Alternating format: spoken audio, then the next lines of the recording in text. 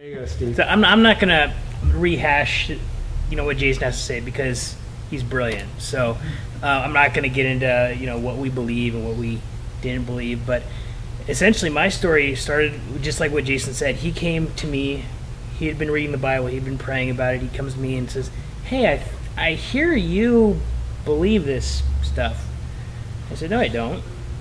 I mean, that's ridiculous.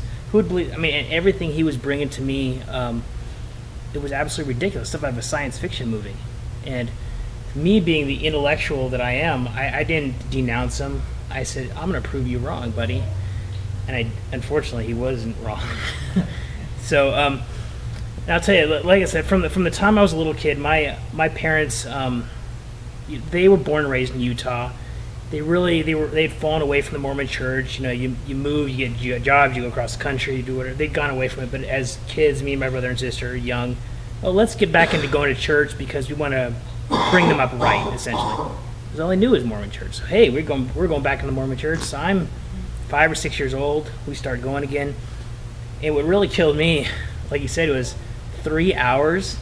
And I'm 6 years old, and I want to watch cartoons and eat Doritos on a weekend. So that's what ultimately did it for me. But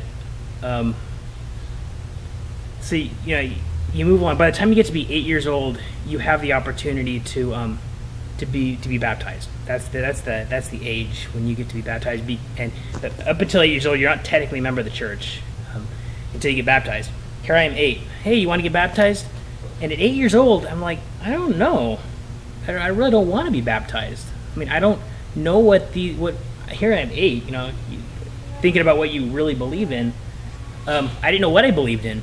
I mean, they taught a lot about families, about marriage, about harmony, and I think that's all great, but I really didn't know what I believed in. So I held off a little bit, and believe me, all my friends in the Mormon church did not like that at all.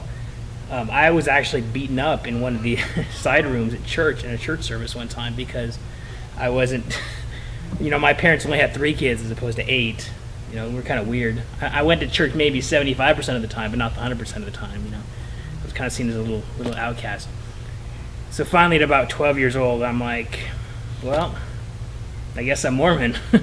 I guess I got to deal with this. So, and again, I was afraid to break out of it. I was afraid of offending my parents. Like, well, okay, I'll get baptized. Didn't feel really any difference. Hold the Aaronic priesthood, which is essentially a priesthood you hold from 12 to about 18. I think somewhere around there. I've been out of it way too long. I don't know. So I started getting really into it, and then Jason, brings this stuff up to me, and I immediately was furious, of course, but I started looking into it, and he was absolutely right, and he invited me to church service, and this is like juniors in high school-ish, and he invited me. I'm like, no, I can't do it. I said, I understand you're right, but I don't know. I just can't bring myself. I don't want to offend my parents. That's really what I was thinking. So, as crazy as it sounds, I was going to college away in Colorado, after high school, and so we go to visit campus. You gotta visit Utah on the way back.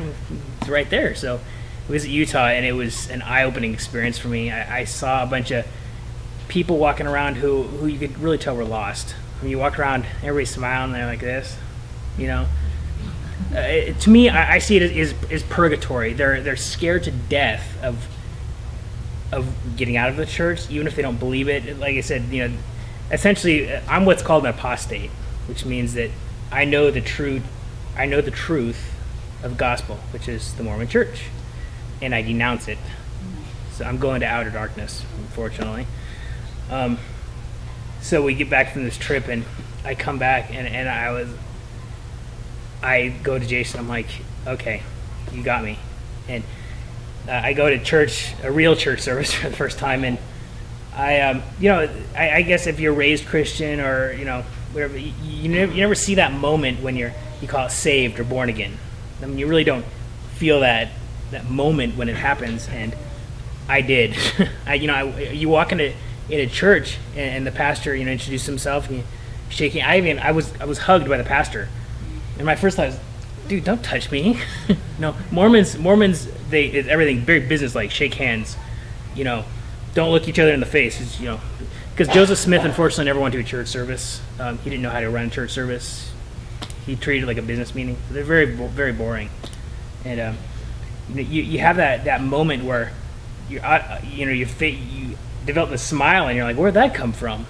And people are praising God, and you're like, wow, this is a whole different aspect of what I was expecting. And it felt like all the burdens, everything up to that point, you know, and me, you know, I guess you could say all high school kids are kind of depressed. I mean, you can always say that, but you know, all the burdens of the world were lifted off me in that moment that I walked into that church, and it was everything that I was expecting. And that point on, I, you know, continued to go with him the rest of the school year, and didn't tell my parents about it. That's the beauty of having a driver's license, right? But so no, and been Christian ever since. So. Is that it? Okay. Thank you, Steve.